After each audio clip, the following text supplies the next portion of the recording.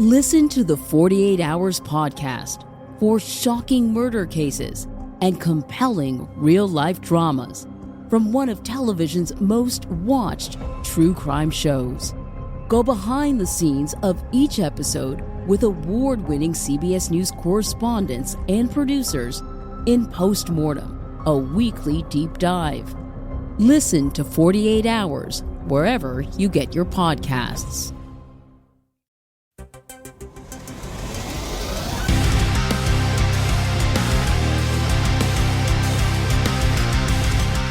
What is up, everyone? Welcome to There Can Only Be One, the podcast that puts together the all-star best of playlists of your favorite bands and artists. I am stoked for this one here, and not for the normal reasons of I love the band and all that, because I'm so used to it. Occasionally, whenever an episode comes up, there are musical blind spots, artists that you know they're there, and you probably know the singles, but as far as the remainder of the discography, you just never got around to it for whatever reason. And it's not out of any, specific intent to avoid the albums. You're specifically there to it's just there. And it was always in the background. And then you have to do the deep dive. And then you get this, introduced to a world of new music. You're like, I didn't even know this existed. And now I do.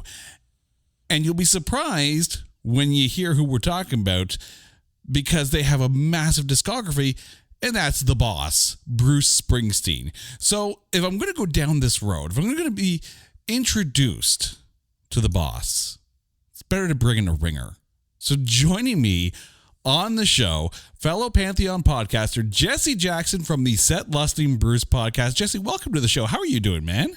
I am doing great, Jason. I have been so excited about doing this. This is, first off, I love the podcast, and it is always a tough choice, right? Like, how do you do this? And with Bruce, I have first, second, and third place on some albums on my spreadsheet. So I'm not alone then. So we're good. Yes, we are. Yeah. So thank you. And, we all have musical blind spots. In fact, a few years ago, I was part of another network, and we did our genre blind spots. Like, I've seen maybe 3 episodes of the X-Files, and people like, what? How could you have not watched the X-Files? Other people's like, I've never seen any of the Lord of the Rings films, and we just all shared our, and then people go, what? How could you do that? Because there is not enough time to see everything and hear everything. And I have, Led Zeppelin is one of my blind spots. I know maybe 2 or 3 songs, and that's it. And it's just not because I don't respect them. It's just, I haven't taken the time to explore. So I feel your pain, and I am thrilled that you still want to go through this journey with me. Is it bad that I point out that I have never actually sat down and watched a full episode of The X-Files, nor have I watched a full movie from the Lord of the Rings series? Not at all. Not at all. Yes. Okay, so again, I'm not alone here. No, you're not. Okay, so before we get down this road here, I want to take a second and give you the space to let our listeners know about the Set Lusting Bruce podcast. Well, thank you. That's very kind. I started Set Lusting Bruce in 2015. There were 2 or 3 things that led to my origin story. The first was there was a film called Springsteen and I that came out, which was a fan film where all these fans filmed themselves explaining what Bruce's music meant to them. And then Lynette Carolla, who at the time was married to Adam Carolla, had 7 or 8 episodes on a podcast where she interviewed friends of hers and Adam talking about their Springsteen fandom. They did not discuss anything about their own work. They were just on fans. And then we have an 80s podcast that was on Southgate Media that is no longer exists. The network doesn't, and the guy who ran the 80s reboot, Overdrive podcast wanted to take some time off. So he asked for guest hosts, and we discussed Stephen King movies. We talked Stephen King books, but we were picking the best albums, our favorite albums of the 80s. And I realized I could have picked all Bruce Springsteen's albums, So that kind of got together. So I reached out and I said, I think it would be fun to do a Springsteen podcast. And what my Springsteen podcast is I have talked over 1,000 episodes to people around the world, from South America, from Asia, from New Zealand, from Russia, Australia, Canadian, US, UK, Europe. And they join me and they just talk about their musical fandom. And most times it's Bruce, but I've geared off and I've had people that love Van Morrison, Janet Jackson, just whatever they're passionate about, they share me. And the episodes are about an hour normally, and we just talk about the power and magic of rock and roll. That is absolutely awesome. And remember, you can find that podcast on the Pantheon Podcast Network. But now it's time to get into the Bruce Springsteen deep dive. But let's put all the rules out here on Front Street. We're about to go through 23 albums of Bruce Springsteen. As always, we are not doing any live albums or best ofs, and we're also excluding albums that are considered to be quote-unquote compilation albums. This actually includes The Promise because, well, let's be honest, at 23 albums, you have to draw the line somewhere. There were also a lot of award nominations, so we're only going to be listing the wins because, again, we don't want to be here all day. We're also not going to be talking about any soundtracks. So unfortunately, Streets of Philadelphia is one of those songs that actually isn't in the conversation. But don't worry, we have a lot for you here. We're going to start off in 1973 on January 5th in the release of Greetings from Asbury Park, New Jersey. The album peaked at number 60 in the US. It is double platinum in the States. There were 2 singles off of this one, Spirit in the Night, and I will admit, I was about a week ago old when I discovered that Blinded by the Light was actually written by Bruce Springsteen. I was surprised. This album was actually inducted into the Grammy Hall of Fame in 2021. So off of Greetings from Asbury Park, New Jersey, Jesse, what have you got? So this is the 50th anniversary of Greetings, and I went with Growing Up. The reason why is when Springsteen on Broadway, it is available on Netflix, but he opens with Growing Up. That is the first song he sings as he's telling the story, which makes sense because it's the first half of the podcast is kind of about his life. So I'm going to do Growing Up as my choice. As I was listening to this album, I was still getting over the shock that Blinded by the Light I discovered was written by Bruce Springsteen. Because I'm sitting there, it's like, this song sounds familiar. All of a sudden, like, wrapped up, like, oh crap, it's this song. Like, yes, I never knew. I never actually knew. So I was very surprised. But as I'm listening to this was a toss-up. Spirit in the Night gets my pick for this. Okay. But it was really tight because I was really feeling Lost in the Flood as well. Yeah. I've been lucky enough to hear Lost in the Flood live. Spirit in the Night is a song he does fairly often live. So that is a very good choice. I can see that because Spirit in the Night definitely feels like a song that does translate live very well. Yeah. Yeah. Well, very good. All right. We now move on to November 5th of that year, 1973, and The Wild, the Innocent, and the E Street Shuffle. The album hit number 59 on the Billboard 200. It is double platinum in the US. There were 2 singles off of this one. 4th of July, Asbury Park, Sandy, and Rosalita, Come Out Tonight.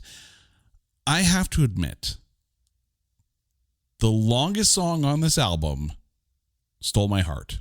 New York City's Serenade. Like right from like the epic piano intro to the almost like a loungy storyteller kind of vibe. Like this was a good, long, slow burn. Yes, it it was close to being my choice. In 2016, he was doing a 3-night show in MetLife Stadium in Jersey. And the first night he had opened with, New York Serenade with strings. And I had tickets for the second night. We're like, we missed it. We had the wrong night, but he opened it again. Yeah, great choice. I'm going to go with the hit. I'm going to go with Rosalita. I just think Rosalita is such a joy, and it currently is when I started a new gig and they said, what's a motivation quote you use? And I could have done a bunch of them, but someday we'll look at this and it'll all seem funny. I think it's something to remember when you're in the middle of a bunch of crap that, later this will come back and you'll tell a story about it and it'll be a funny story. I love that quote. I love that line. That's awesome. Yeah. We now move on to a little album, Born to Run, released August 25th, 1975. The album hit number 3 on the Billboard 200. It is 7 times platinum in the US, double platinum in Australia and Canada, platinum in New Zealand and the UK. There were 2 singles off of this one, the highest charting being, of course, Born to Run. It hit number 23 on the Billboard Hot 100, and the album was inducted into the Grammy Hall of Fame in 2003, and rightfully so. So off of this album, there are some phenomenal songs off of this album. What did you go with? So this is definitely Sophie's choice. Often the discussion is Born to Run is perhaps Bruce Springsteen's greatest song, and you will go, well, Thunder Road might have something to say about that. I went with Thunder Road. One, because I think it speaks a little more personal to me. And also, as regular listeners of my podcast know, I end every podcast talking about Thunder Road. So I had to pick Thunder Road. Well, I'm going to go the opposite direction here. I'll take Sophie's other choice because I ended up going with Born to Run. As I was going through the discography, and I think I did the entire thing in about a week. So that's a lot of Bruce to ingest in a short amount of time. That is a lot, yes. Which also, congratulations to me. I got through 23 albums in about a week. Yes. Thank God for a long commute. Not many of his songs, you would argue, I think, are in danger of you getting a speeding ticket while driving. This is one of those songs where open road or even in middling traffic, you run the risk of getting that speeding ticket. And of course, it is one of the most, I would say, sing-along songs as well. Like, if ever there was a song I wanted to hear live from Bruce, I think this is definitely the one. So, Jason, I had someone on the podcast, and listeners, I apologize in advance. I tell a lot of stories. So, she had seen Bruce over 50 times. And she was explaining that, she really didn't need to hear Born to Run live again. And I said, I get that. I said, but think of the person who's never seen Bruce live before, and they go to a show and they don't get to hear Born to Run. And she goes, wow, you're right. And I have a wonderful friend, Mark from UK, says, during a live show, I stare at the band. I stare at Niels. I stare at, Max. I stare at Bruce. I stare at Little Steven, all of them. But on Born to Run, I turn my back to the stage and I just look at the crowd, enjoying it. I love that. And, it's funny. I remember going to see Iron Maiden on I think it was the Matter of Life and Death tour. And they were really heavy into promoting that album. So, of course, they were playing a lot of tracks on that. And that album is phenomenal. Absolutely phenomenal. Don't get me wrong. But I remember at the end of the night, and I'm sitting there going, they did not play Run to the Hills. Like there was no 2 minutes to midnight. And you're right. I felt like I missed out on something. And for certain songs, I get it. Like, yeah, sure, they've been played a million times, but every show is going to be somebody's first. And if you went to hear that song, I get it. I'm also a big Krista Berg fan. I can't believe I just put Iron Maiden and Krista Berg in the same story here, but here we are. And it's the same thing, is that anything post Lady in Red, there's going to be someone who wants to hear Lady in Red. So if he doesn't play it, they're going to feel left out, which, side note, the first time I ever saw Krista Berg was pre-Lady in Red, so I have seen him in concert not play Lady in Red because it hasn't been written at that point. So, first off, I love you said that because one of my favorite statements is every comic book is someone's first comic book. And so therefore, when you're writing a comic book, you have to make it inclusive. Every live show is someone's first show.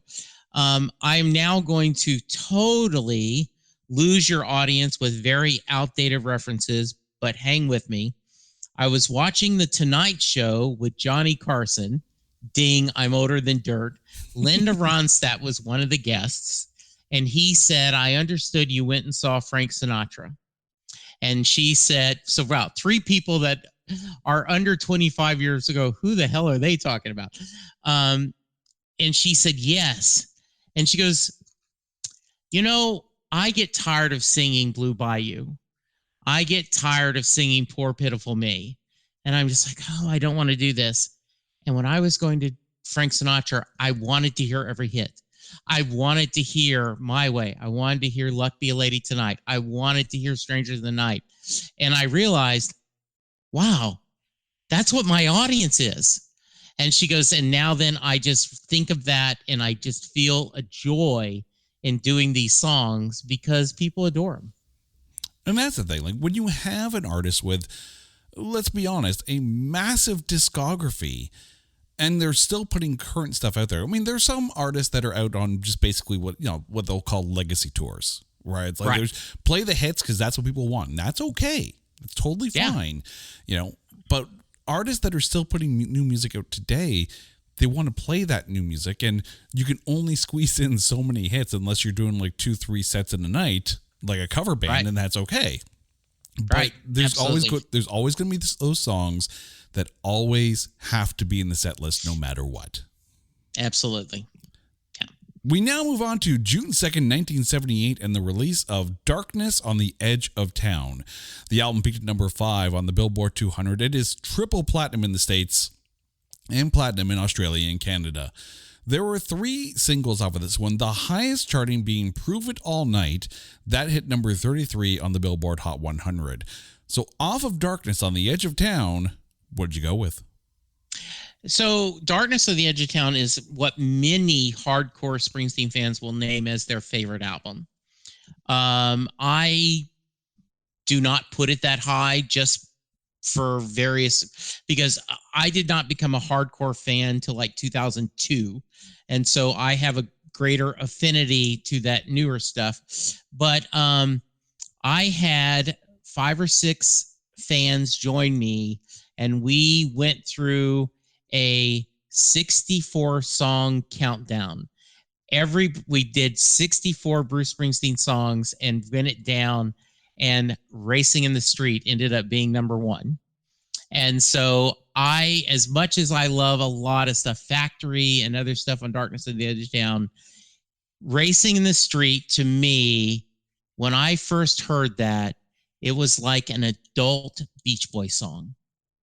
It is Bruce's version of Little Deuce Coupe, Shut Down, 409 with adult themes. So I adore Racing in the Streets.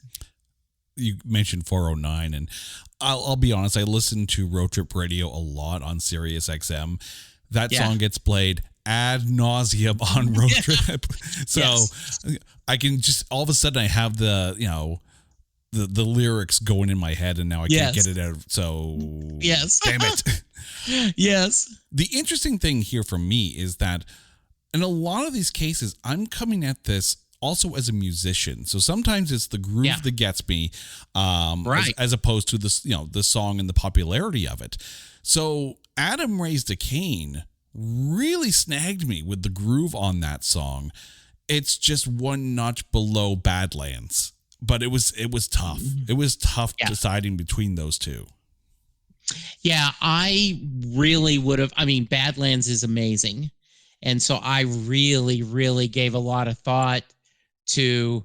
And the other one that had a lot of, I mean, I really debated on doing it is, Promised Land. I'm not a boy, I'm a man, and I believe in a promised land. I really, really thought about picking it. So, yeah. It's funny because you often mention the lyrics, and as I'm listening to this, for me, it's either the groove or the instrumentation. Yeah. So I have a feeling just in these first couple of albums and how this thing has been going, I'm curious if we're actually going to match up on any of the songs because of the different avenues that we're approaching this from. Jason, that what makes a great discussion. Yeah, lyrics are always at first for me. And so, in fact, Jungle Land is a meh song to me. And people like, that's heresy. Jungle Land is his greatest epic. That is one of his best songs. And I acknowledge that Clarence's sax solo is brilliant, but the lyrics don't speak to me the way that something else does. So yeah, great. Yeah. And then there's some artists where it's all about the lyrics. I mean, we recently did an episode on the Nixons, and I swear by Zach Malloy's songwriting and that more from a lyrical standpoint, even though the band is has some hardcore bangers on those albums. So again, I guess it all depends on the artist in question. But now we're moving on to The River. Double album released October 17th, 1980. The album hit #1 in the US, Canada, and Norway.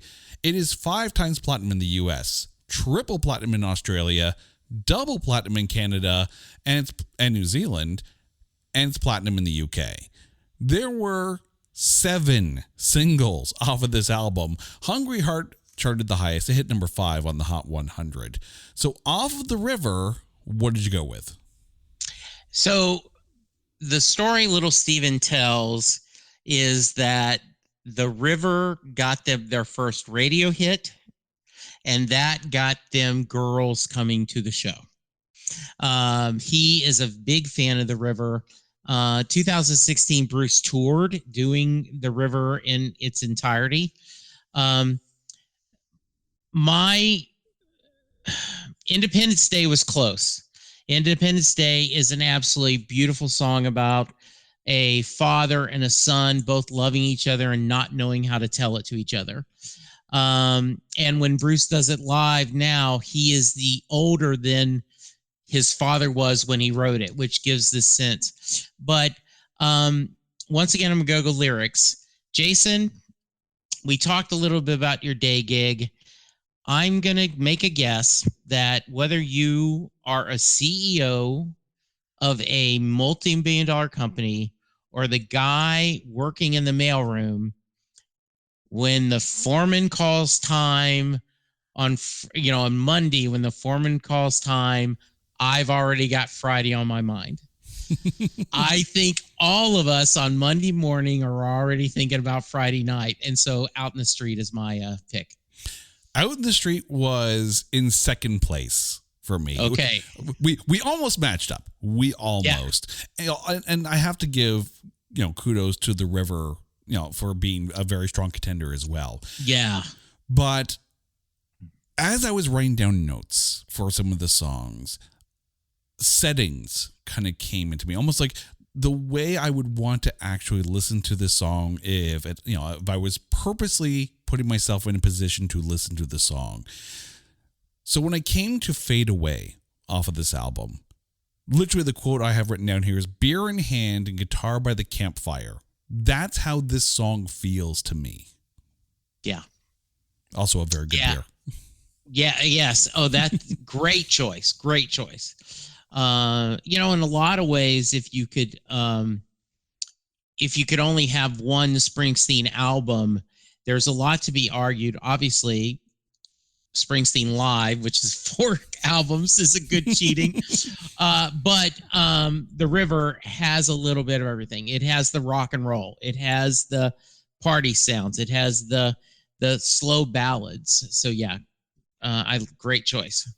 It's funny too, because there are other songs on here where they get the beverage reference. So yeah, I can now see an episode on your show where you're pairing songs with beverages, kind of thing, kind of like you would with food.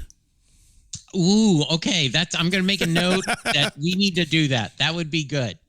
That's good. How do craft beer your way through Bruce Springsteen? I can see it now. Yes, absolutely. Yes. We now move on to Nebraska, the album, not the state. Released September 30th, 1982. The album peaked at number 3 on the Billboard 200. It is platinum in the US, Australia, and New Zealand. There were 2 singles off of this one. Atlantic City actually charted in Canada at number 49. And it's funny because I'm in Canada and that's the song I ended up going with. But off of Nebraska, what did you go with? So, do you know the legend of Nebraska? I don't. Okay, so there is a wonderful book called Deliver Me from Nowhere, The Making of Bruce Springsteen's Nebraska by Warren Zane.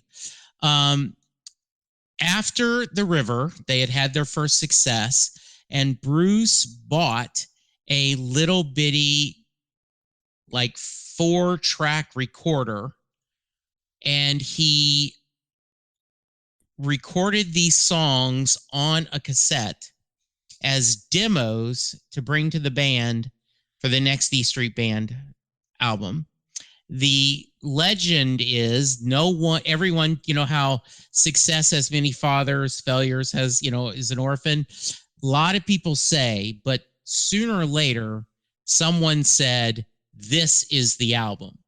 So the cassette that he was carrying in his pants without a cover with lint on it ended up going to the record company, and that's what they released, obviously cleaned up.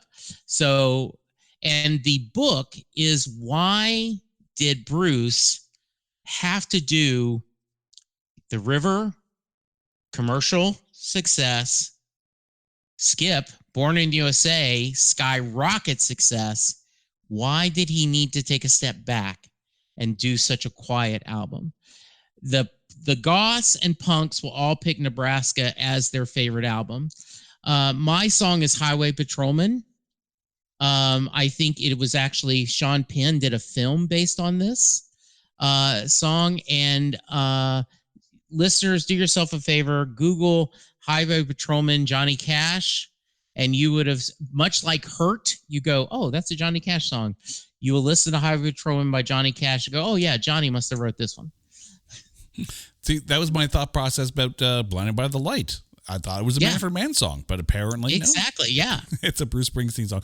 It's interesting, too, because as I was listening to Nebraska and I knew Born in the USA was right around the corner, I'm like, this is a massive tonal difference from what was to come, and a little bit off of, I mean, you could see or you could hear, some quieter stuff on The River, so it made sense. But knowing that Born in the USA was right around the corner, it's almost like a left turn at Albuquerque in hindsight. Yes. And the whole premise of the book is why. Why did he need to do this? And it is it's a very dark album. And it is and we've been there is rumors there's an Electric Nebraska out there. But it's never come to the thing. He has done a few songs, absolutely, on that with the band, and I think Atlantic City is one of Dancing in the Dark is obviously the song that's covered the most by people, but Atlantic City is close. The band did a version. There's just been a lot of versions of Atlantic City, so that's a great choice. Yeah, and that was my number 2. It has a very Neil Young vibe as well. And yes, I agree. As someone who has played Hearts of Gold live, this is one of those songs that kind of fell into the wheelhouse that I guess I'm comfortable with. Yeah, good. We now move on to just this tiny, tiny little album here. Yeah. Born in the USA. Released June 4th, 1984. It hit number 1 in multiple countries, but only number 11 in Ireland. It is, do the math here, 17 times platinum in the US, 16 times platinum in New Zealand, 14 times platinum in Australia. It's diamond in Canada, triple platinum in the UK, and double platinum in Germany. So it sold a couple copies. There were 7 singles off of this one. All of them hit the top 10 on the Billboard Hot 100, but none actually hit number 1. However, that being said, Dancing in the Dark hit number 1 in the Netherlands, and both Born in the USA and I'm on Fire hit number 1 in New Zealand and Ireland. At the Grammys, Dancing in the Dark won the Best Vocal Performance Male in 1985, and the album itself was inducted into the Grammy Hall of Fame in 2012. So off of this, very obscure album, what did you go with? By the way, Bruce has never had a number 1 single, which is, people kind of find that hard to believe. You don't, because you've done the research. But I went with No Surrender. Dancing in the Dark could have done it. I love Glory Days. It's fun working on the highway. There's a lot of great songs, but in 2015, I was diagnosed with colon cancer. I'm fine now. I always like to throw that in there, but No Retreat, No Surrender was the hashtag that every time I posted an update on my health, my family, I would do No Retreat, No Surrender. So No Surrender gets me, and it's just it's just a song filled with joy and passion. First of all, I love that you're okay. That's great. Yes, thank you. I love when a song takes on a meaning beyond just being a song, and it becomes almost a rally cry or a shield, if you will, or a flag to plant in the ground says, I will overcome anything. Before we were recording tonight, I was actually watching the Triumph Rock and Roll Machine documentary, which, if you like Triumph, that is a phenomenal documentary to watch. And one of the fans on there was talking about how Fight the Good Fight was his, song to fight cancer with. So whenever a song can achieve that kind of connection with the fans, I think that is something more special than, any chart hit, whatever the case may be. That's when a song becomes more than just a song. So that is awesome. For me, off of this album, I ended up going with I'm on Fire because I have a confession. Born in the USA as a song bores me. And I think because it's just so repetitive. And again, it's one of those things whenever I'm listening to a song, I'm like, okay, can I play this live? Would I play this live? And it's just a little on the repetitive side. Glory Days, Dancing in the Dark, they're good songs. But for me, it's the mood and the vibe for I'm on Fire. So one of the things that, by the way, great choice, 50% chance that if you go up to a guy in a bar or a restaurant that has a guitar, you throw money in the tip jar. Can you do a Bruce Springsteen? 1 out of 2 chance he's going to do I'm on Fire. Not surprised. Right? Because it's a good song, and it's a short song, and it's a pretty easy song. Yeah. I will say, anytime anyone mentions Born in the USA to me, the first reference that comes to mind is the movie Canadian Bacon. And I don't know if you've ever seen this film or not. I have. The Greatness of John Candy. Yes. But it's just that scene where they're driving the garbage truck and, obviously the song's on the radio and they're trying to sing along and all they know is the Born in the USA part. And then they get to the verse, the verse is like, yeah. Born in the... That's great. Oh, I love that. Also, great movie. If you have not seen Canadian Bacon yet, go watch it. It's a ton of fun. We now move on to October 2nd, 1987, and the album Tunnel of Love. The album hit number 1 in the US, Canada, Norway, Sweden, and the UK. It is triple platinum in the US and Canada, double platinum in Australia and the Netherlands, and platinum in New Zealand, Sweden, and the UK. There were 5 singles off of this one. Brilliant Disguise hit number 5 on the Hot 100 and number 1 in Norway. At the 1988 Grammys, Tunnel of Love won Best Rock Vocal Solo Performance. Off of this one, what'd you go with? So I'm going to go back to my F Cancer playlist. First off, I love the song All That Heaven Will Allow, partly because there is a line where he says, "Hey, buddy, I left my wallet in my other set of pants, slip me in." And I'm like, okay, you're in the dance. You can't buy her a drink. You can't get her a Coke. I mean, what are you going to do? But the reason I pick it is the fourth verse is, "Now some may want to die young, man, young and gloriously. Get it straight now, mister. Hey, buddy, that ain't mean. Because I got something on my mind that sets me straight and walking proud. I want all the time, all that heaven will allow." And that was on my F Cancer playlist. Yeah. Absolutely love it. I mentioned earlier that I had, again, paired a beverage with a song. Yeah. So as I'm listening to One Step Up off of this album, a bourbon barrel-aged beer. Just try and picture it. Yes. Yes.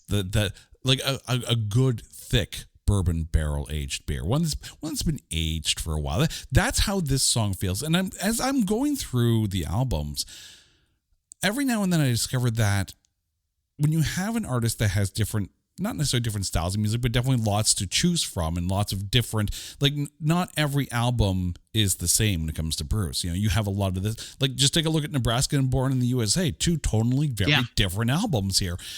And you find yourself gravitating towards one type or another type of the songs that the artist writes and puts out. For me, I find that when Bruce hits that mellow vibe, that's kind of seems to be my pocket. Yeah.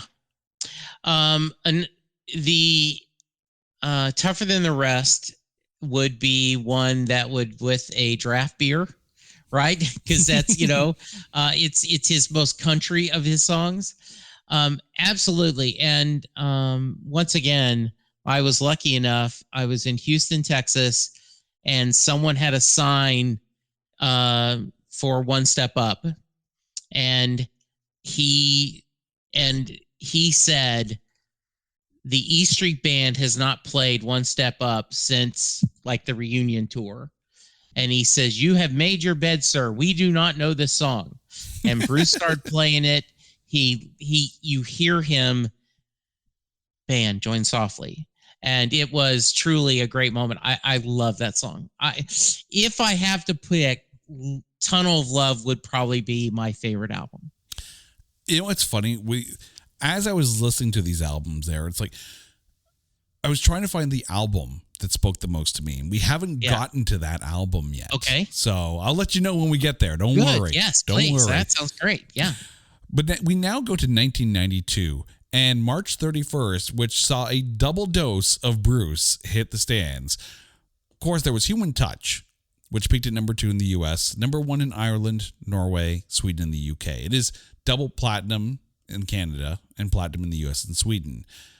There were 3 singles off of Human Touch, with the title track peaking at number 16 in the US and hitting number 1 in Norway.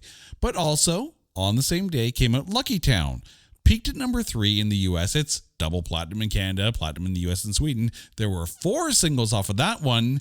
Better Days peaked at number 16 in the US. So you see very parallel performances for both Human Touch and Lucky Town. So let's start with Human Touch. I personally went with the title track, but I have to tell you, because I work in television, Yes. It was hard not to pick 57 Channels because I kind of chuckle whenever I hear that song because I feel that. I feel that to my core. But off of Human Touch, what did you go with? So it was a toss-up between I Wish I Was Blind and All or Nothing at All. And I went with I Want It All or Nothing at All. I ended up that. I love that, just the energy of that song. And so that was my choice. And then off of Lucky Town, I ended up going with Better Days. But off of that one, what did you go with? So ding, ding, ding. If people ask me, what is your favorite Bruce Springsteen song? I name two, and then the third changes every day. Better Days is either number one or two. Better Days is, I think, a song that tells the message that too often we wait for something good to happen to enjoy our lives. When I get that pay raise, when I get the kid out of diaper, when I find my true love, when I fight cancer, when I'm healthy. And I think his message is, these are the better days. I think it is truly my favorite song, and I just adore it. And I'm thrilled you picked that. You could say the rest of his songs are all pieces of S, and I don't care because you picked Better Days. I am thrilled. I wish I had a time machine to go back to the release, because it reminds me of the release of, and again, I'm going to go back to the hard rock because that's kind of like my wheelhouse. I remember when Guns N' Roses released Use Your Illusion 1 and 2, again, on the same day. And this is when the albums were coming out on a Tuesday. So I distinctly remember skipping school that day. Sorry, Mom, if you're listening. Sorry.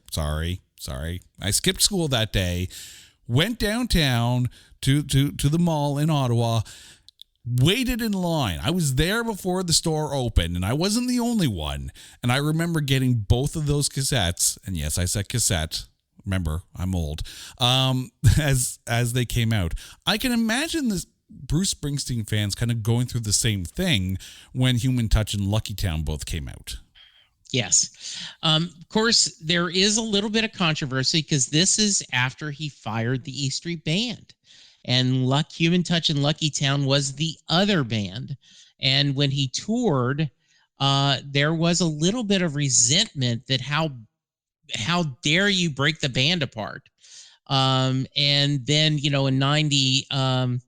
and we will get to this in a minute, when he got the band back for a little EP, they're like, okay, maybe it's going to happen again. So, yeah. But before we get to that, we need to get to The Ghost of Tom Joad, released November 21st, 1995. The album peaked at number 11 in the U.S. and is gold in the States. There was one single off of this one, The Ghost of Tom Joad. Although it did not chart in the US, it did hit number 34 in Canada. And at the 1997 Grammys, the album won for Best Contemporary Folk Album. So off of The Ghost of Tom Joad, what did you go with?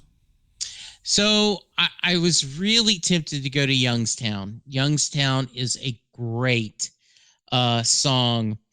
But when Little Steven was filming Lilyhammer, his series set in Norway, Tom Morello toured with the E Street Band, and every night they would do Ghost of Tom Joad with Morello playing lead guitar. He tells the story about the first time he was with he was going to do Ghost of Tom Joad on stage with Bruce. So I love the version with, Tom playing it. And so I think of it. And so that's going to be my pick. It was hard not to pick that song because it's such a vibe. It's such a mood. Mm-hmm. And, again, as someone who does like some of the, bit more, I guess, the sedate versions of Bruce Springsteen songs. But I will say the electric version of The Ghost of Tom Joad on a later album, again, both versions. With Morella. Exactly. Both easily good. But I ended up going with Youngstown because you're right. It is such a good song, and the melodies and the harmonies on that really work out well. Yeah, I mean, the cannons that won the war. I spent my time in hell. It's just great song. You mentioned an EP. That's the Blood Brothers EP, released in March 1996. I will say that I am so glad that this album is there because, as I mentioned at the top of the show, we weren't touching any soundtracks. Right. The Jerry Maguire soundtrack produced one of the better soundtrack songs, in my opinion, that Bruce Springsteen has put out, and that's Secret Garden. The string version on this, I was really curious how this was going to play out because I love an orchestra in a song. I do. I still remember one of the first song I sat down when I got my first classical acoustic guitar. The first song I ever tried to teach myself was Queensryche's Silent Lucidity because A, I'm a Queensryche fan, B, apparently I like odd timings, but that song has such a wonderful orchestration to it, and that's when, the connection between, and I used to play in orchestra in high school, so maybe it's not that far-fetched for me to like that. So when I saw a string version of Secret Garden, I'm like, it ends here. I mean, I listened to the rest of the song, or the rest of the album, it starts and ends with the string version of Secret Garden. So thank God for this album. But off of the Blood Brothers EP, what did you go with? Yeah, I love that. I love Jerry Maguire as a film. I love how the song is used. I loved the radio. They actually released an episode with her and his dialogue intercut with it. But I love Without You. It's the song, if you watch the documentary, it's the song they play over the closing credits. It's just this fun little song. They're all kind of in a circle, and it a little bit like the Beach Boys would keep all the flubs they hear in their songs. So Without You there is nothing mind-shattering about it, is nothing life-changing. It's just a fun little song. We now move on to The Rising. Released June 30th, 2002, the album hit number 1 in the US and multiple other countries. It is double platinum in the US and Sweden, platinum in Australia, Germany, New Zealand, Norway, and the UK. There were 3 singles off of this one. The Rising hit number 52 in the US. At the 2003 Grammys, it won for Best Rock Album, and the song The Rising won Best Male Rock Vocal Performance and Best Rock Song. Good friend of the show, Sean Faust, ended up picking My City of Ruins off of this one. Off of The Rising, what did you go with? I was very tempted to do City of Ruin. If there is one moment where I went from a casual fan to started my journey to obsessive, that ended with me seeing him live, was that fundraiser on TV where you cut to Bruce and Clarence and Patty and the candles, and he goes, "A prayer for our fallen brothers and sisters," and does City of Ruin. But I grew up, my grandparents owned a dairy farm, and one of my favorite memories is being on the front porch, watching them shell peas and tell stories. So Mary's Place is my song off that album. I'm just starting to put things together in my head here. And again, I'd have to go back and listen to it because, again, after speed running 23 albums, I'm sitting there going, like, the songs do start to blend together after a while. Are Mary's Place, is that the same Mary as Thunder Road? No, he likes using Mary as a one. Mary is, drop the needle and pray, waiting for a shout from the crowd, I'll meet you at Mary's Place, which is a little bit of a homage to a Sam Cooke song, Mary's Place. Okay. So yeah, Mary's Place. Yes. So it's not like Bon Jovi in It's My Life, and No. name dropping Johnny and Gina again from No. yeah, okay, cool. Just want to make sure that we don't have Mary songs all the way through. Okay, so for me, The Rising is one of his better albums. I will fully admit that. So it was really, really tough. And again, it was a coin toss. Counting on a Miracle ended up being my runner-up. Okay. But already that I like the more dialed back ones, almost haunting. So Paradise, holy crap! Like it's almost ethereal in tonality for that one. Yeah. A strong song. That the idea, right, that this is this as I wait for paradise, I taste the void upon your lips, right? Yeah. It The Rising is a brilliant album. And obviously partly inspired by 9/11. The famous story is that Bruce was driving along or walking along, and someone stopped his car and said, "We need you." And that's what led the E Street Band back to and doing The Rising. So because like Blood Brothers was 96, and so they did not do another album together till 2002, and that was The Rising. You can imagine how in that post 9/11 time, especially coming from New Jersey and, the New York area, you can imagine like almost like a, obviously that it's, everyone has a role in this world, and obviously Bruce Springsteen is a singer and songwriter and, soul healer, if you will, through that music. You probably saw, or you can imagine almost the call to duty at that point. Yeah.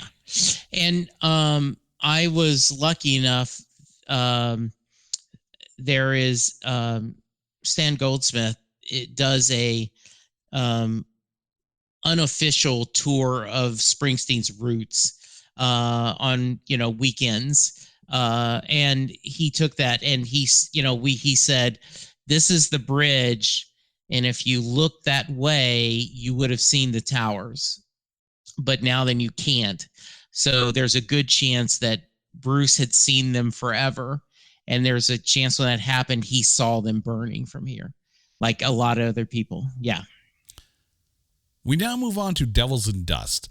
Released April 26, 2005, the album hit #1 on the Billboard 200 and multiple other countries. It's platinum in Ireland and gold in the US. There were 2 singles off of this one. Devils and Dust hit number 72 in the US and at the 2006 Grammys. Devils and Dust won Best Rock Vocal Solo Performance Award. So off of this album, what did you go with? I was very tempted to go Devils and Dust. I think it is a really powerful song, talking about soldiers and the idea, I got my finger on my trigger and I don't know who to trust. But I am a father, and Long Time Coming speaks to me, he did a Storytellers, a VH1 Storytellers, and he talked about the story. There's a line in Long Time Coming that he reaches over, touches his wife's belly, and that's pregnant, and the narrator of the song says, "And I hope I don't F it up this time." And he says, reality is, I hope I don't F it up too much this time. He says, I couldn't work the rhyme, but the reality is too much. So I just love Long Time Coming. Off of this one, and as I mentioned, normally I seem to be going for the more mellow, dialed back vibes. Not this time, though. Not this time. I went with some fun on this one. I ended up going with All I'm Thinking About, and maybe it's one of those, after a while you need some fun tonic, and this song provided a lot of that. Great song. I think Devils and Dust is underappreciated as an album of his. Another fun story.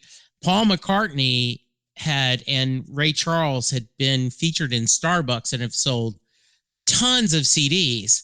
And they were planning to put Devils and Dust, but Reno, unfortunately, kept the album from being, because it was explicit, because Reno he is meeting with a woman, shall we say, that has the oldest profession. And she talks about, for extra, you can put it in an uncomfortable place like the backseat of a Volkswagen for us Kevin Smith fans. Oh man, and we've covered that movie already on It's Not That Bad. So go listen to the Mallrats episode of that podcast. Yes. I love that because I do. It is not that bad. It is really, yeah. Okay, we now move on to We Shall Overcome, the Seeger Sessions, a covers album focusing on songs made famous by Pete Seeger. The album was released April 25th, 2006, and peaked at number 3 in the US. However, it did go number 1 in Norway and Sweden. It is double platinum in Ireland and gold in the US. And at the 2007 Grammys, it won the Best Traditional Folk Album Award and Best Long-Form Music Video Award. I'm not surprised at the double platinum in Ireland, because American Land is almost has a Celtic feel to it. Not the song I ended up going with. I ended up going with How Can a Poor Man Stand Such Times and Live? But it was between those two songs, between American Land and How Can a Poor Man Stand Such Times and Live. I'm not as, well, I'll be honest, I'm not at all familiar with Pete Seeger's songs. So again, this was a blind spot that I just got deep dived into thanks to Bruce Springsteen during my deep dive into Bruce Springsteen. Yeah, American Land is one of my favorite songs. And I thought we were talking the studio more than the live version, but and if you do the expanded version, Americana, right? The Americana version, American Land's on there. So I've been able to hear that live a couple of times. I think American Land is what people think Born in the USA is about. People who misunderstand Born in the USA, that is this anthem. I think American Land is that, this is, and it still has a little bit of a cynicism. It has Irish folklore everywhere on it. In fact, if you live in Dublin, there is a DVD Blu-ray of the session band playing in Dublin, and they do some versions of some Nebraska songs. They do a great version of Growing Up, so it's a lot of fun. I'm picking Pay Me My Money Down, and for this, once again, a personal reason. My son had graduated college and was working for the same company I was working at, and he was up for his first review, and he was kind of, hey, they better take care of me, right? I've been doing a good job. So I sent him the link, pay me my money down. And so to this day, anytime his bonus is due or there's something, he will send me that link. So I'm going to do that for my son. And it's a great song. Love it. Absolutely love it. Yeah. Moving on is Magic. Released September 25th, 2007. It hit number 1 in the US and multiple countries. It is triple platinum in Ireland, double platinum in Sweden, and platinum in the US. There were 2 singles off of this one. Girls in Their Summer Clothes charted the highest in the US at number 95, but Radio Nowhere actually hit number 2 in Norway. At the 2008 Grammys, Radio Nowhere won the Best Solo Rock Vocal Performance and Best Rock Song Awards, and at the 2009 Grammys, Girls in Their Summer Clothes won the Best Rock Song. Sean Faust ended up picking Radio Nowhere. I tend to agree with him, but this is a really good album. Yeah, Magic is, many people consider Magic as his quote unquote best modern album. It's a lot about the Bush administration, Long Walk Home, Gypsy Biker. There's just a lot of great on this. I've already said Racing in the Street was an adult Beach Boy fan song. Girls in Their Summer Clothes is, I think, the E Street Band totally trying to do a Brian Wilson song, and I adore it. Followed very closely Work for Your Love. But Girls in Their Summer Clothes, I've only heard it once live. I would love to hear it again. It's just truly one of my favorites. So that was an easy pick for me, even though it's number one, and then like there's 4 other songs that are 1A. Yeah, I had I'll Work for Your Love as one of my almost songs, as well as Last to Die. Phenomenal album. Yeah. I am curious, before we move on here, I am curious, because you've mentioned a number of these songs and how you've, had a chance to hear some of them live. In all the times and all the songs, that you've seen Bruce Springsteen live, I ask you, is there a bucket list song from his discography that you have not heard live yet? So yes, and this will come up in a little bit. So I will. I will tell the story then, but I'm going to tell you now. High Hopes. There is a song called "This Is Your Sword." This is your shield, and it is a gospel song. It is just flat gospel song, and I wanted to hear that so bad, Jason. I wanted to hear it so bad. And at the show in Houston that I was telling you about, where he did One Step Up, he came out and he opened with Seeds, which has the lyric "In Houston Town" in it, right? Last time I saw him in Houston, he opened with Seeds. I found out afterwards that they were supposed to open with "If I Was Your Sword," "If This Is Your Sword." And Morella, right before they stepped on stage, said, "Hey, we're in Houston." And Bruce called an audible, scratched out my wish list song, and played Seeds. So, yes. You see what happens? You see what happens when you realize what city you're in? Just pull the Spinal Tap, say "Hello, Cleveland," and play the damn song, okay? There you go, yes. We now move on to "Working on a Dream," released January 27th, 2009, hit number 1 in the U.S. and multiple countries.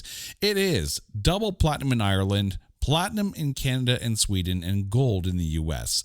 There were 4 singles off of this one. "Working on a Dream" charted highest, hit number 95 in the U.S. At the 2010 Grammys, "Working on a Dream" won the Best Solo Rock Vocal Performance Award. So off of "Working on a Dream," what did you work out? So, and many Springsteen fans would say this is his least successful album of the modern era, not counting. We'll get to another one in a couple of years. "Working on the Dream" was played at the Super Bowl. It is an absolutely great song, but I'm going to go with a song that ends it. It's Terry's song. It was about his longtime assistant. It's very sweet, but talking about losing his friend. And so I went with Terry's song. Though I was really tempted to do "Working on a Dream" because I do think that is a good song. I will say, Bruce Springsteen had one hell of a Super Bowl performance. Yes. Like, absolutely. Yes. Like, when I think about, the Super Bowl performances really of, we'll say the last 20 years. His is up there. I remember distinctly, actually, since we were talking about post 9/11, I remember the U2 performance being absolutely phenomenal. There have been some wonderful Super Bowl performances. There have been some not so wonderful Super Bowl performances, but Bruce Springsteen, I think, definitely brought the energy that it required. Working in sports, I fully, exactly. I got a chance to, watch a lot of them on TV. So his was good. So, Jason, what often every year during the Super Bowl, there's a lot of discussion, and Springsteen fans all say By far, he is number one. And I always go, I think U2 and Prince may have something to say about that. I mean, U2, the power after 9/11 and them doing that and him showing the flag on his shirt and that list of all the victims. And it rains during Purple Rain. I mean, Prince, God wanted Prince to have a good show. So yes, but I do agree that Bruce is absolutely, and I routinely pull it up on YouTube and just watch it. It's such a fun 10, 12 minutes. I think, you have to give credit to Bruno Mars. I think his was also very well call. Done. Yeah. And a few years ago when they had Dr. Dre and all that, I know that was for people who grew up loving hip hop. That brought back all their memories of high school and college and everything. So yeah, I think it's hard to have a show to a universal audience. And Bruno Mars was very good. That's a good choice. Thank God you didn't say Elvis Presto. Yes. No. We now move into 2012 and March 6th, and this album came in like a wrecking ball. Hit number one in the U.S. and multiple countries. It is platinum in Germany and Sweden and gold in the U.S. There were 3 singles off of this one, but none of them unfortunately charted in the States. Off of Wrecking Ball, what did you go with? So my number one song, if not Better Days, is Land of Hope and Dreams. I absolutely adore that song. It is, I spoke it at my father's funeral. I quoted it at one of my best friend's funerals. Land of Hope and Dreams is just, I think, epic. Wrecking Ball is probably 2 or 3 on my list of favorite albums. There is a version of American Land on it. There is Death to My Hometown. We Take Care of Our Own, which is one of his other songs that can be very misunderstood if you don't care. A lot of Irish tint to Wrecking Ball. There is that feeling of Irish. So, yeah, but Land of Hope and Dreams. It is actually my pick as well. So I was wrong. We actually do match up on a few of these here, which is kind of funny because I had 2 songs. I mean, yes, I give full kudos to the studio version of American Land off this one here. But the 2 songs that were really vying for my pick were this one and a completely totally different one, This Depression. And that song's got one hell of a dark vibe. And, again, more of the dialed back ethereal feel that I really found I was connecting with as far as his discography goes. But you're right, Land of Hope and Dreams is really uplifting and a wonderful song. Yeah, there is a great moment. I don't know if your audience has not watched Springsteen on Broadway. There is a great moment where I will not spoil the whole story, but he gives an introduction and he starts playing Dancing in the Dark.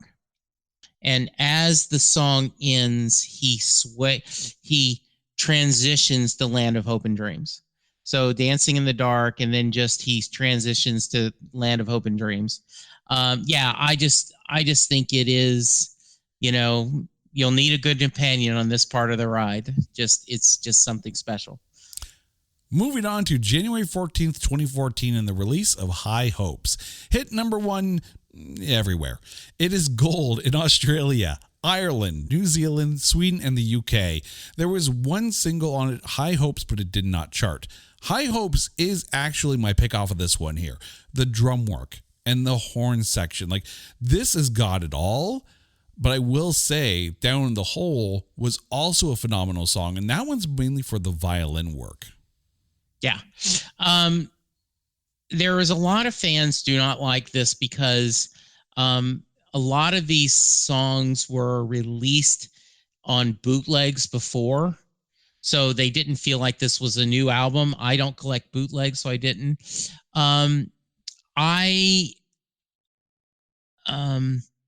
The Wall is an absolutely amazing song.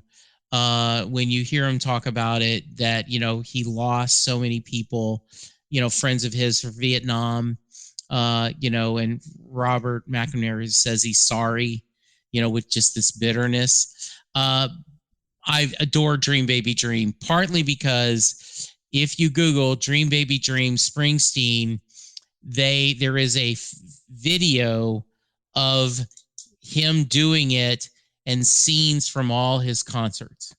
And it just, to me, shows the magic and love of why a Springsteen show is the happiest place on earth. All apologies to Walt Disney. But yeah, this is your sword. This is your shield. This is the power of love revealed. That's my choice. Nice. I have it written down here. Yeah. Because you mentioned The Wall. Yeah. I have to say, it actually feels like it could have been on Pink Floyd's The Wall. Yeah, I could see that. And for a while there, he was doing it and Born in the USA as a twofer on a live show, and that's a pretty powerful 1-2 punch. Speaking as someone who plays in a cover band and does enjoy the occasional musical medley and whatnot, yeah. I always love to hear when artists sit there and say, okay, we're going to take this song and this song, we're going to smash them together and like transition from one to the other, because that always shows kind of having fun with the live experience as well. Yeah, I will send you a link to the live where he does Dancing in the Dark to Land of Hope and Dreams, and it's good. You'll like it. Moving on to the American Beauty EP that was released April 19th, 2014, and hit number 31 in the US. Obviously, it's a small sample size. We've only got 4 songs to choose from, but off of this EP, what did you go with? So I have a confession. I have probably not listened to the American Beauty EP after I originally, I bought, it's an album day, how they, the album sales, they do, it's album day, independent record day, store day. So, and I had picked it up. I had not listened to it. So I had to, that was my homework. I had to listen to American Beauty. And because my initial list, I'm like, I don't know. I don't think any 4 of these are that strong, just candidly. I think they're okay. So I picked Mary Mary.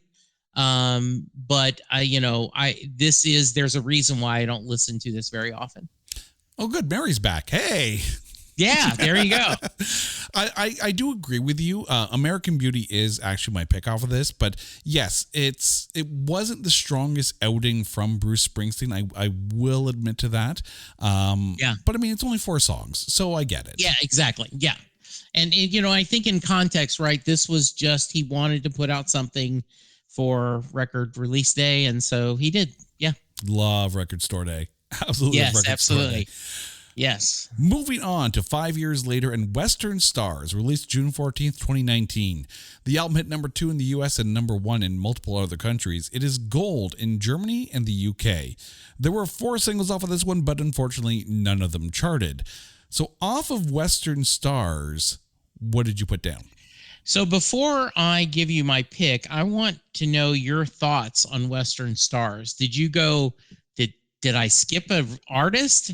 Did you feel like this was a Bruce album? Because it is a very different kind of album from him.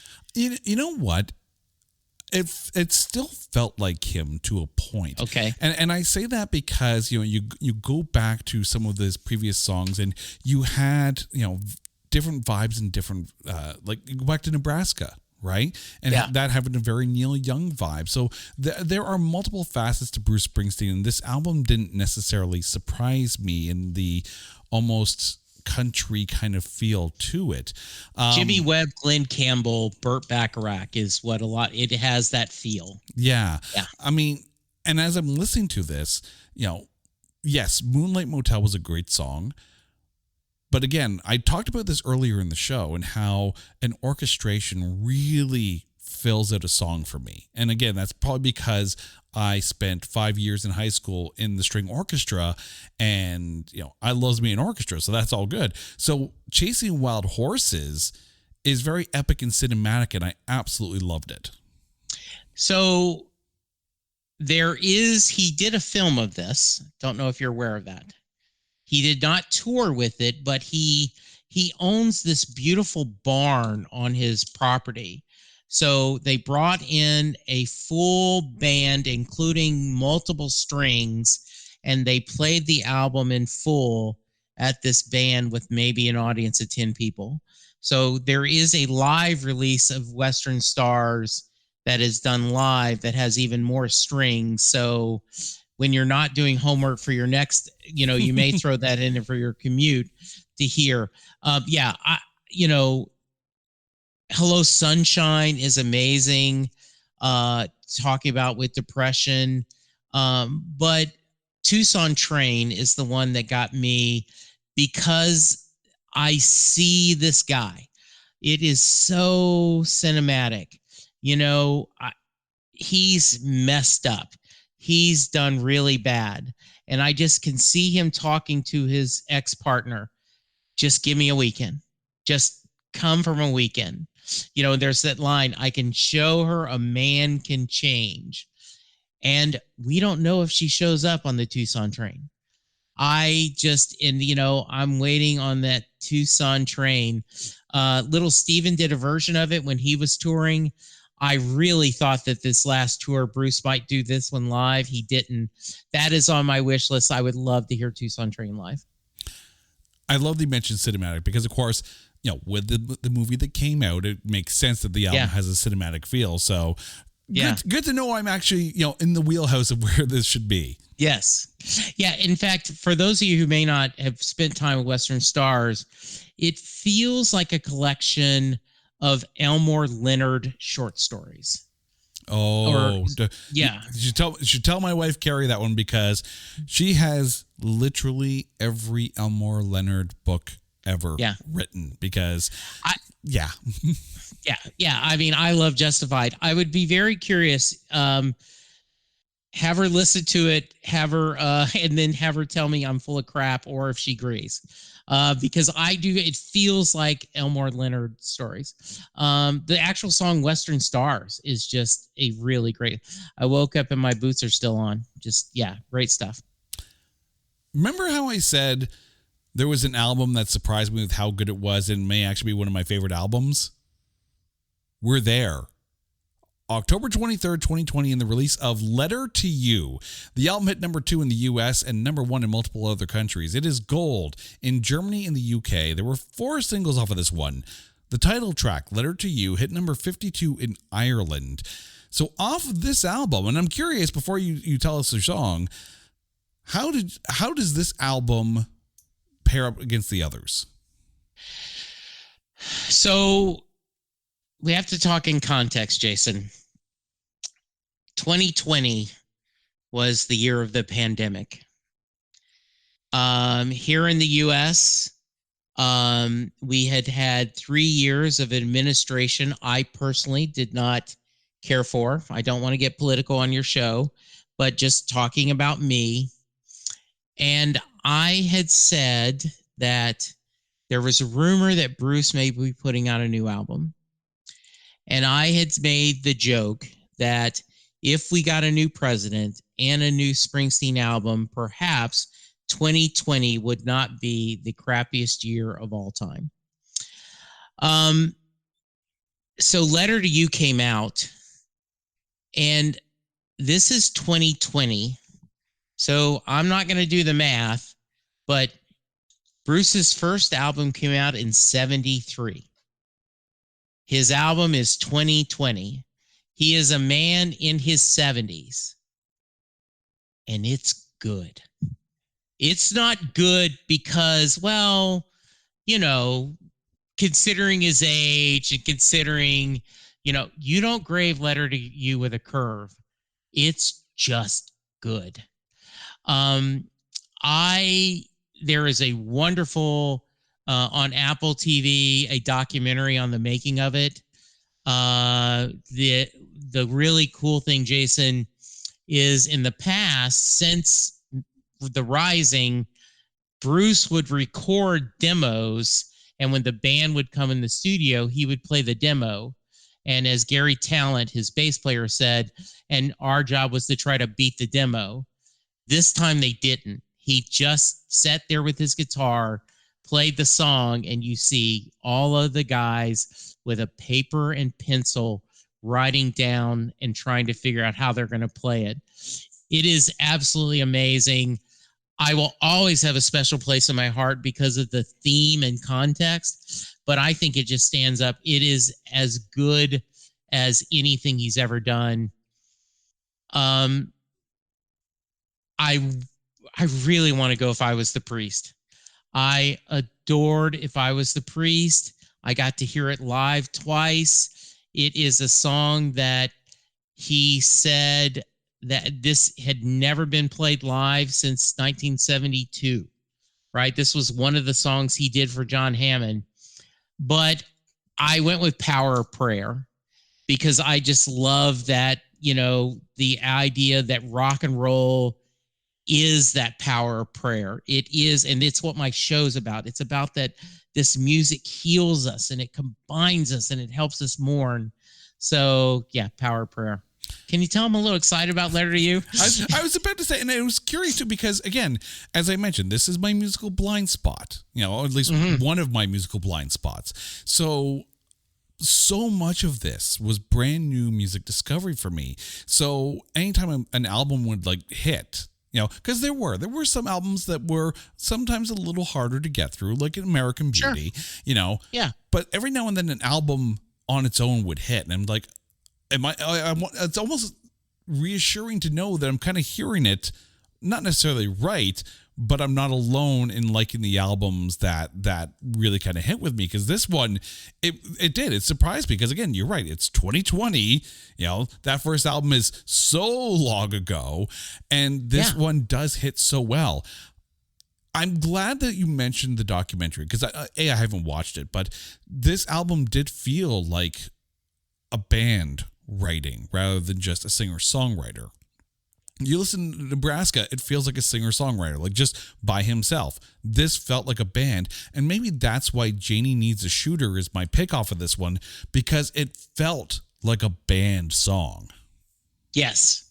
And the themes of the album, so two things led to this album. One, he was at Broadway and a guy handed him a guitar and Bruce went to sign it and he goes, no, this is for you. And it was this beautiful guitar made in Italy. And Bruce he said he had trouble writing for the E Street Band. He says, and that happens sometimes where he just has blocks. He can write different kinds of music.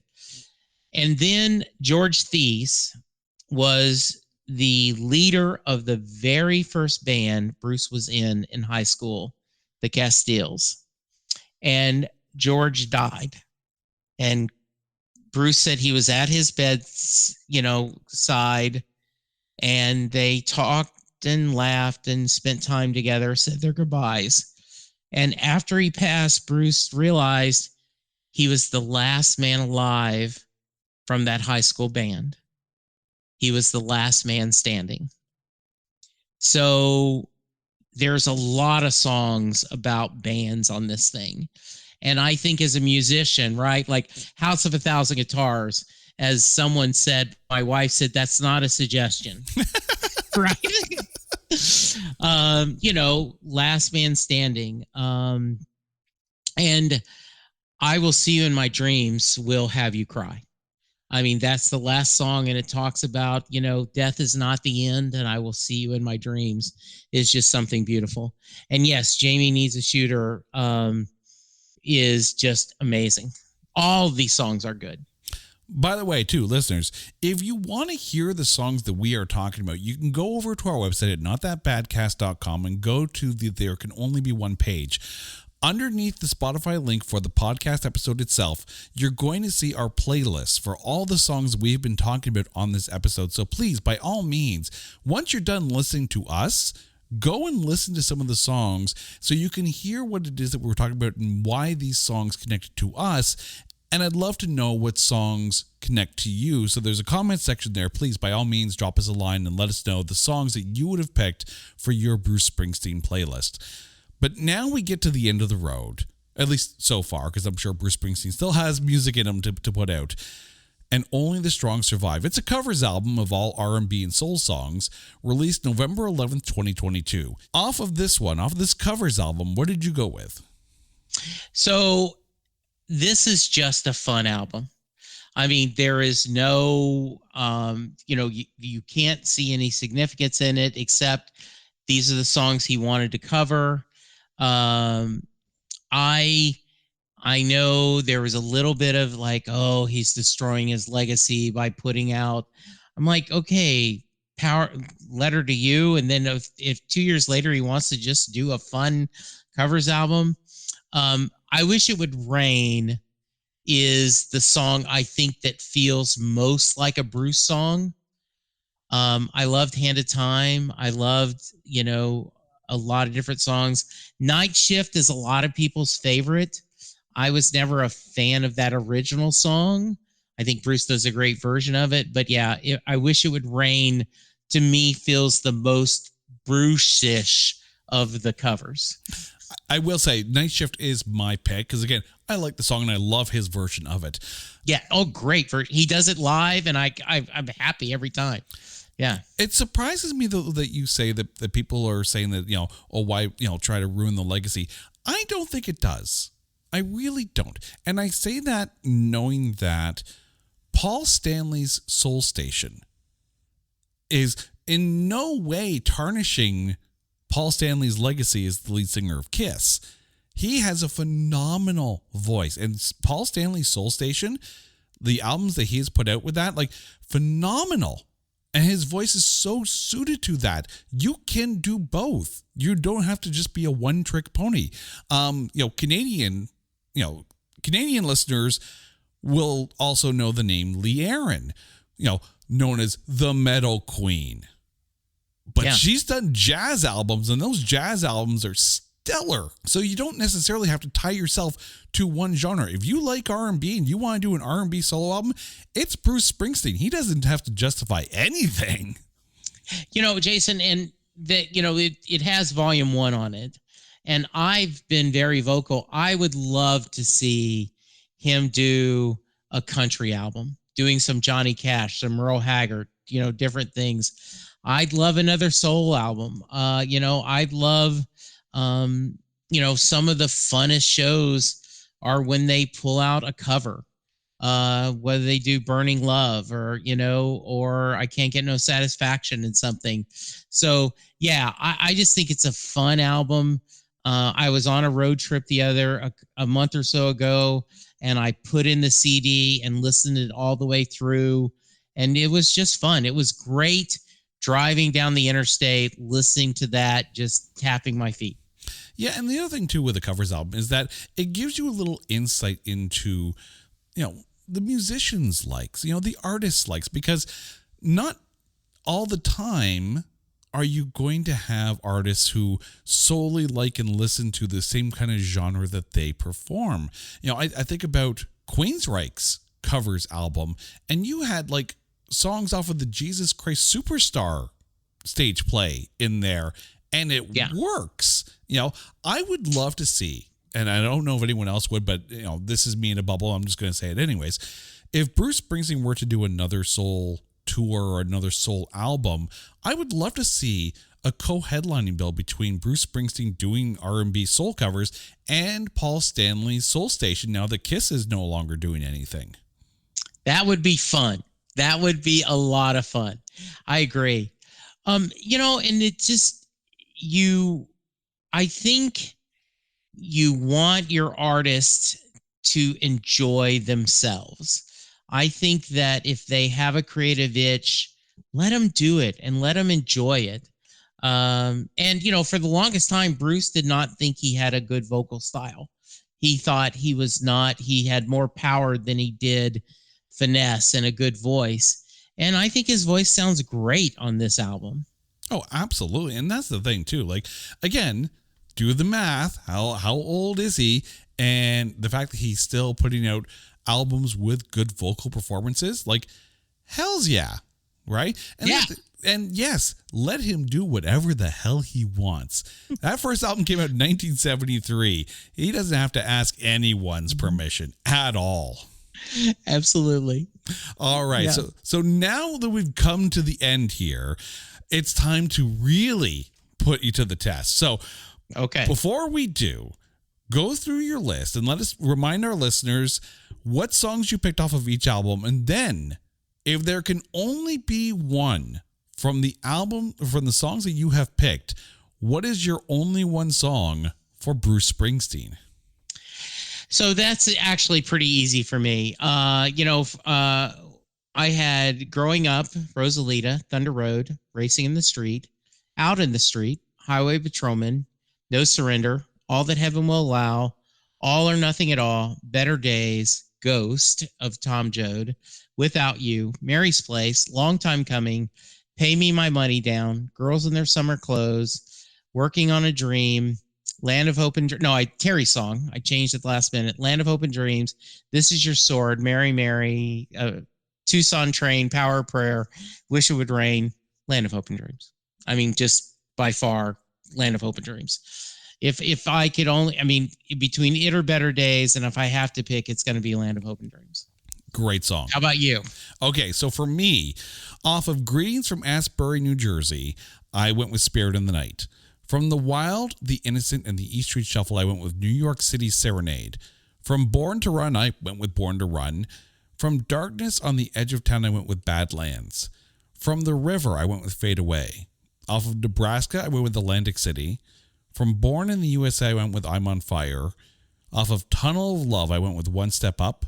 From Human Touch, I went with Human Touch. From Lucky Town, I went with Better Days. From The Ghost of Tom Joad, I went with Youngstown. Off of the Blood Brothers EP, I went with the string version of Secret Garden. Off of The Rising, I went with Paradise. Off of Devils and Dust, I went with All I'm Thinking About. From We Shall Overcome, the Seeger Sessions, I went with How Could a Poor Man Stand Such Times and Live. Off of Magic, I went with Radio Nowhere. From Working on a Dream, I went with My Lucky Day.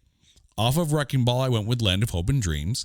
From High Hopes, I went with High Hopes. And from American Beauty, I went with American Beauty. From Western Stars, I went with Chasing Wild Horses. From Letter to You, I went with Janie Needs a Shooter. And from Only the Strong Survive, I went with his cover of Night Shift. But if there can only be one, and this is tough, because there's a couple in here where they could be the song, but if there can only be one, I think it's got to go with I'm on Fire. I think for me, because of the vibe that I seem to settle in with the most, this is the song that I think, if there could only be one, I think it's that one. There's, like I said, it's one of his most enduring songs. It is an iconic video, right? It brings that MTV era and that his height of fame. Great song. Great choice. Oh, dude, thank you so much for, not just joining me on this show, but for actually forcing me to listen to this. Because again, had I not had this podcast, there's a lot of albums that I would never have reason to go listen to. So it's actually fun for me to discover these albums from artists that I probably should have listened to already. So Jesse, thank you for this. This has actually been a pleasure for me. Well, it is a joy for me. I will tell you, I had a similar incident. As Canadian, you will appreciate this. I do a Babylon 5 podcast, and one of my co-hosts is from Canada, and I had him watch the Western Stars film because we were going to do a one-off episode, and he said, would you mind checking? And so he sent me Tragically Hip, and I'd never heard of Tragic Hip except, casually with other podcasts in Canada. And I did a deep dive into it, and I went, how the hell was this band not successful in America? They are amazing. It truly was. It was like this, how did I not know this great music existed out there? Oh, yeah. Tragically Hip, Canada's house band for sure. Yes. However, that being said, before you get your hopes up, I have to I have to let you know. Yeah. Western Stars, the movie, does not qualify for It's Not That Bad. Okay. No, it doesn't. With a 94% tomatometer, it does not qualify for It's Not That Bad. So it's almost like I'm sorry that we can't talk about that film on the other show, but I'm happy we can't talk about that show, that film on the other show, because that means it's so good. Yeah, I have been thinking about some of my favorites film to join you on that. I'm worried, like the Peter Falk In-Laws is one of my favorite, but I think it does pretty well on Rotten Tomatoes. So yes, I am wanting to join you on those, because I do love this idea that there are films that we just adore, and you get to say, no, it wasn't that bad. There is some good to it. Well, I will say that whether it be this show or It's Not That Bad or any of the side shows on either channel, there's always an empty microphone waiting for you. The seat is always open. So thank you so much. Well, Jason, I appreciate it. And we're going to return the favor. You're going to join me on Set Listing Bruce, and we're going to kind of go into, I told a lot of stories tonight. You're going to tell a lot of stories when you're on my show about thoughts on the albums and what you've seen, and do a little bit of that. I do want to throw an open invite to your listeners. I am always looking for guests on Set Listing Bruce. It is an interview show. setlistingbruce@gmail.com. Email me. You don't have to like Bruce Springsteen. All you have to be passionate about music. And if you want to join me and talk about your favorite brand, just send me an email. Absolutely. Now, Jesse, before we let them go, you've told them the email address. Remind our listeners again where they can find the podcast and where they can find you out there. We are a proud member of the Pantheon family of excellent podcasts. Set Listing Bruce. The title comes from many years, Bruce would rotate his set list. And so as social media became in existence, people would post what songs he was doing live. And instead of set listing, you became set lusting. Oh, I can't believe he's doing that song and I'm not there. So Set Listing Bruce, a Bruce Springsteen fan podcast, available wherever you find your podcast. Check it out. And I would love you to tell me what you think. And as always, Jason and I are wanting some 5-star love on iTunes. Go to wherever you get your podcast. Go where you can rate and review it. I just cannot tell you. Sometimes we are just talking into the fog. And to see when somebody gives a new review or shoots an email, it lights our whole day. Oh, absolutely. So whether it be on Apple or iTunes or Spotify or something like Good Pods, by all means, listen, rate, and thumbs up wherever you can. Jesse, thank you so much. Now, listeners, you guys know the drill. If there is an artist out there that you want us to cover, hit us up on social media at OnlyOneCast, or go to our website at notthatbadcast.com and let us know. And while you're there, make sure you check out all the other shows, including the brand new Spin Shuffle Skip, which you can find on every other week. So when you don't get it, There Can Only Be One, you got a Spin Shuffle Skip. Until next time, Jesse, thank you. Listeners, you guys are awesome. This is There Can Only Be One, a proud member of the Pantheon Podcast Network. Take care.